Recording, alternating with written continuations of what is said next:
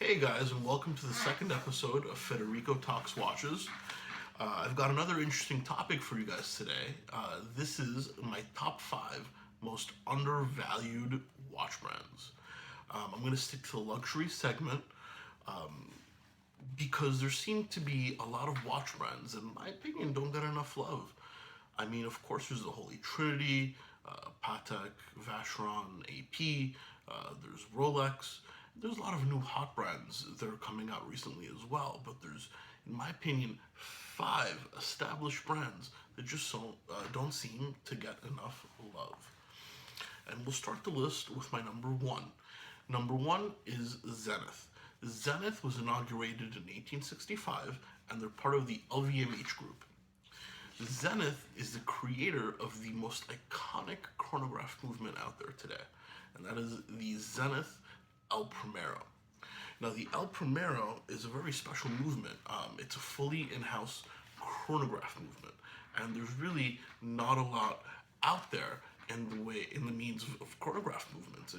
I mean, most brands, they use the Valjoux 7750, which is made by Etta, or they use a Lemania derivative, such as the Moon Watch or some older Pateks. And then the third, really widely used movement for chronographs is the El Primero, which, as I mentioned, is a unique movement. I mean, it beats at 36,000 beats per hour, which is more than the standard 28,000 or 21,600, which makes it a very, very smooth movement and very accurate. You might need to service it a little more often because of the extra action of the oscillating wheel. However, it's very unique, and not enough people give Zenith credit for that. I mean, even without the El Primero, some of their normal time-only watches, like the ultra-thin Captain or the annual calendar Windsor line, I mean, they're a fully in-house brand, but people only recognize their accomplishments with the El Primero, and even then, they don't get enough recognition in my eyes. Number 2 on my list is Girard-Perregaux. Now, Girard-Perregaux was started in 1791, and they're currently owned by the Kering Group, formerly the Gucci Group. Kering owns Ulysse Nardin, Girard-Perregaux, Jean Richard, and Gucci watches. Now, Girard-Perregaux definitely doesn't get enough love, especially here in the United States. A little more popular in Europe, but in the United States, it seems like no one is talking about them at all. And this is another fully in-house brand.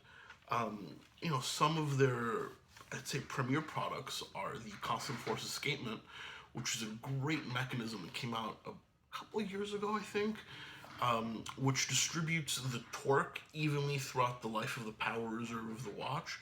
So it makes for very accurate timekeeping, especially at the end of the life of the power reserve, which is when most watch movements would be losing their torque. And they also make one of my favorite watches of all time, which is the Girard-Perregaux World Time. It's got 2 crowns, so it's very easy to set the second time zone, and it's a really iconic look. Girard-Perregaux is one of those brands that if you shop around intelligently in time zone Chrono 24, you can really get these for a fraction of full retail. Number 3 on my list is Glashutte Original. Excuse my pronunciation, my German isn't the best, but here we start the German theme of the episode. Glashutte was inaugurated in 1994 and is owned by the Swatch Group. It's one of the few non-Swiss brands on this list, as it is manufactured in the small town of Glashutte in Germany in the Black Forest. It's another fully in-house brand, and they're pretty unique in the fact that they're a German-style watchmaker. So their movements are usually made in the 3/4 plate fashion, which means when you look at their movement, 3/4 of it is cut off by a plate, usually made in German silver, and you can really only see the balance ticking away. This is a very German way of making and designing a movement, and they say it improves reliability. Lange, for example, decorates these three-quarter plates very, very heavily, so it's certainly something nice to look at. Now, these Glashuttes, they're very Bauhaus, they're very minimalist. A lot of people don't really give them much credit. When they think of German watches, they think Lange. And Lange is a great brand, but they don't make anything in steel. So Glashutte is a great way to get into that German watchmaking club, but with the price of a steel watch as opposed to gold or platinum.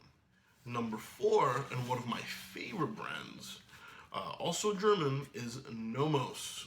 Nomos was made in 1990, and they are fully independent.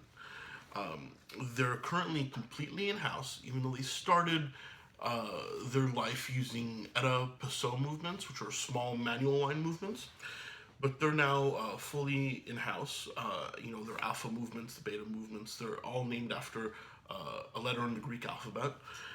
And it's really stunningly well priced. I mean, this collection starts just a tad under $2,000, and for the most part stops at around $5,500. It does go higher if you get the gold pieces, but these are priced phenomenally for a fully in-house German-made micro brand. Well, micro brand is a little small. It's definitely a smaller brand. Prices are going to skyrocket, though, in my opinion, because when I first started selling watches in a retail setting, they were much lower priced. So Nomos does know what they're offering, and the prices are going up year by year accordingly. And then number 5 on my list, excuse me, is Piaget. Now, a little disclaimer here, I might be a little biased because I used to work for Piaget. However, I did get the opportunity to visit the factory and handle a lot of their pieces. So this is a brand I'm pretty confident on. Piaget was started in 1874 and is currently owned by the Richemont Group. It's part of their prestige line of brands. It's one of their more expensive brands. And as of today, they don't make anything in steel. Everything is in a noble metal, and there's a small line of watches in titanium. I hear that's going to change, though. A lot of people, when they think Piaget, they think jewelry, female watches. They don't really get enough credit as a watchmaker, but the truth is, they hold many world records for thinnest movement, thinnest tourbillon, thinnest automatic, and they've been fully in-house since they were started in 1874. In fact, in 1874, they were a movement maker, not even a watch manufacturer. It's also a brand with a pretty small production. They make about 20,000 pieces a year. In comparison, Patek makes about 150,000, and Rolex makes about 1.1 million. So it's a pretty small, exclusive brand. And, another thing is, since they do have a level of expertise in jewelry making, the finishing they offer on their cases is top notch. I mean, if you're ever in a dealer that's lucky enough to carry a brand like Piaget, ask to take one out of the case and just take a look at the finishing. The bead blasting, the high polish, the symmetry of all the cases. It's really a step above everybody else in the industry, in my opinion. Well, thank you so much. Those are my top 5 brands. What do you guys think? What other brands are undervalued and underestimated in your opinion? Let me know. Drop a comment in the comment section below. Please like and subscribe if you like the content. I hope to be bringing out much more in the near future. And thank you so much for all your support. Have a wonderful day, guys.